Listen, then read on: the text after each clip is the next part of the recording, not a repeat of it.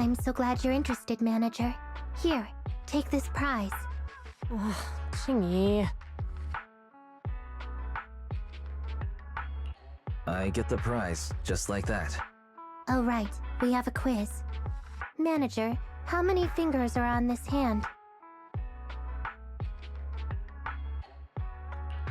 5. Is there some deeper meaning behind it? Don't overthink it. There's no deeper meaning behind it. Well done, you got it right. Your prize is Officer Zhu Yuan. You may take her home now. I can't believe I'm the prize for such a simple question. Qingyi, have you forgotten our friendship? Looks like you've accepted reality and given up resisting. Good. That means the duty of supervising Zhu Yuan's vacation now falls upon you, manager.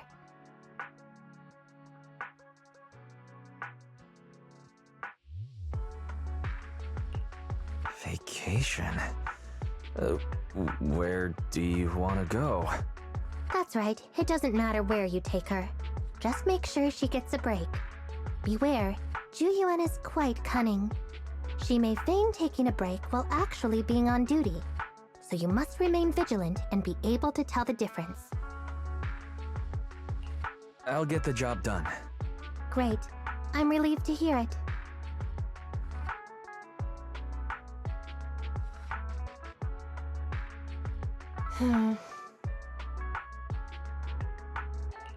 So, where would you like to go, Zhu Yuan? How about 6th Street? You're not secretly trying to patrol there, are you? Not at all. There's just a lot of stores in that area, so we can kill some time visiting each one.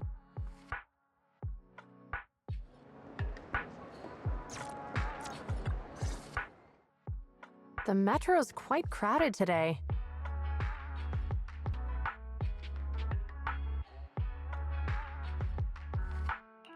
But it's always this crowded on the metro.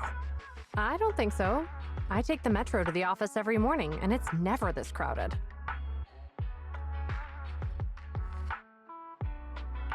The morning? What time? The first train. It's usually just me on there. Oh, I think we're here.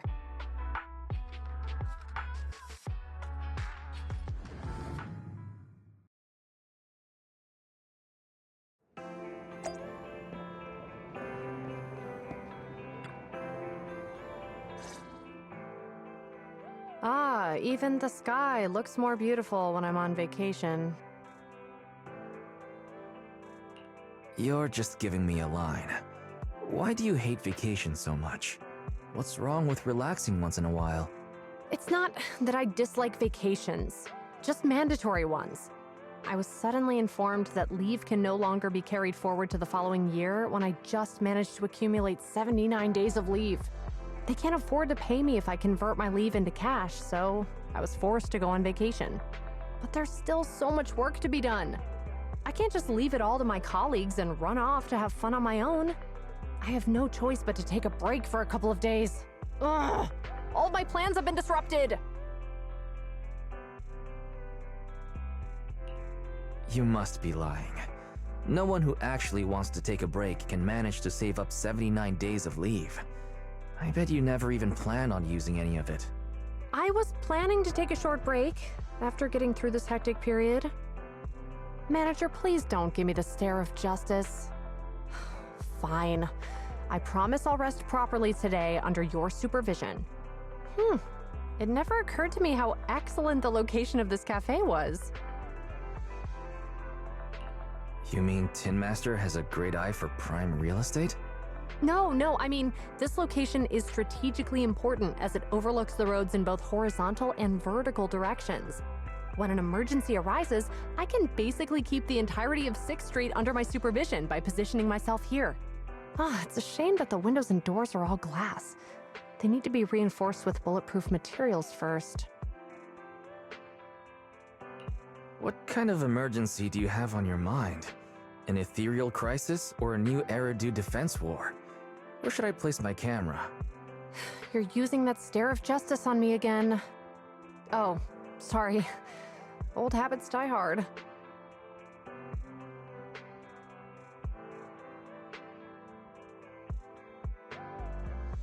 Oh, 6th Street is a really great place. What was the name of the store we walked past just now? 404 Error? It seems to be perfectly built to withstand air attacks and can also be used as a shelter when certain natural disasters strike. What now? An alien invasion? An Ice Age apocalypse? Can you at least try to maintain a more positive outlook for our city? We can never be too prepared for emergencies. I know. Vacation. I'm sorry. It's just work habits, you know? You have a couple of your own too, right? At most, I just get cranky when I can't remember which movies a certain actor appeared in. It's nothing compared to you.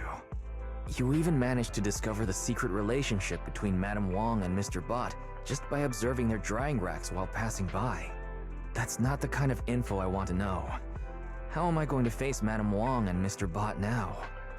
By the way, the location of your store actually rivals Tin Master's. Although, the foot traffic here might not top that of the cafe. The 2 exits on the adjacent streets lead to 4 different directions, and there's also a parking lot. And this place is relatively quiet in this bustling city. It's a perfect place to stage a ruse to confuse your enemies so you can operate in shadows.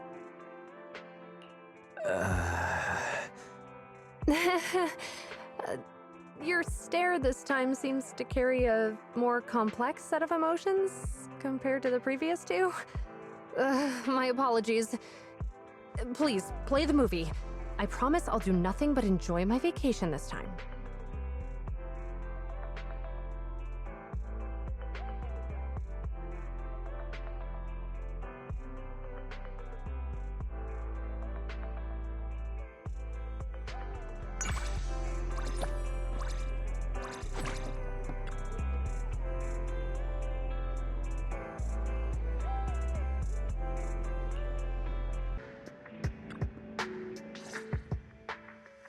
Oh, this hairstyle is quite flashy.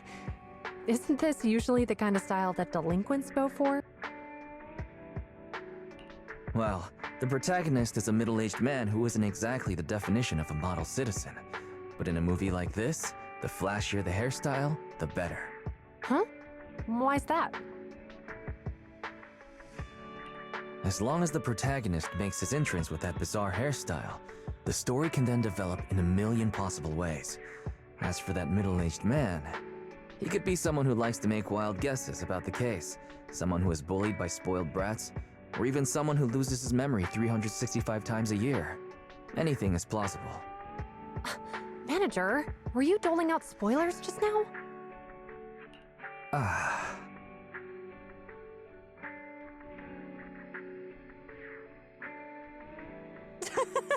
That's hilarious. That guy actually started snoring halfway through solving the case. That kid must have the toughest job in the world. I can't believe you laughed. That's the first time I've seen you do that. Kudos to the protagonist. Wouldn't you find it ridiculous being a professional in the field and all? Well, how else can you make people laugh if not by making it ridiculous? I'm not so out of it that I expect everything to be done by the book in a comedy. Besides, I've actually gained a lot of inspiration from it. In this episode, the culprit cleaned the scene very thoroughly in an attempt to cover up his wrongdoing. He did manage to get rid of the evidence, but it wasn't enough to cover his tracks completely. Why's that? Anyone who checked his utility bills would have noticed something was off. With the amount of cleaning he did, his water usage would be unusually high. We public security officers would have focused our investigation on the family members of the victim first, instead of immediately treating it as a missing person case. I never would have thought of that. You're amazing. No, it's not about us being particularly skilled. The crime itself is just inherently flawed. Evil never goes unnoticed in this world, and the more sophisticated the deception, the easier it is to uncover. The stronger the order established by public security, the more resilient we become against crime. That's the purpose of having a routine. Anyway, my time here was well spent watching such an intriguing movie. I'll recommend this place to my colleagues.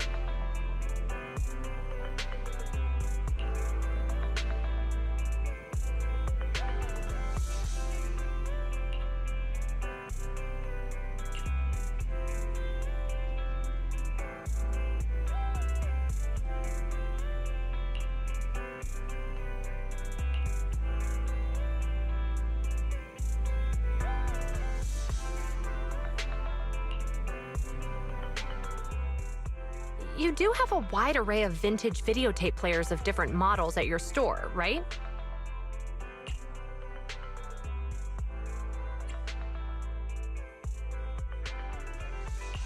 Yes, and we have a pretty comprehensive collection. Here's the thing. We've recently seized a batch of vintage videotapes with all their covers torn off.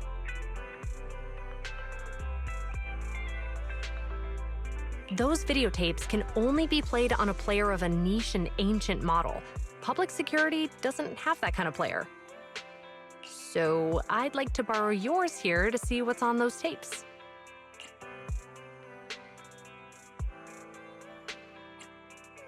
A niche player has to be used, and the videotapes are all without covers.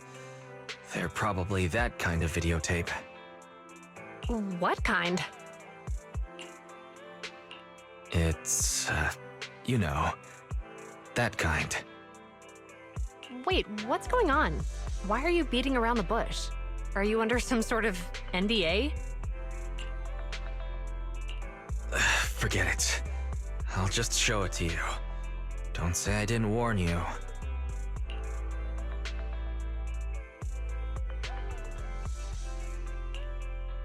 What was that? Well, either way, I've gotten the gist of this tape. Well, do you still want to check the rest? I do.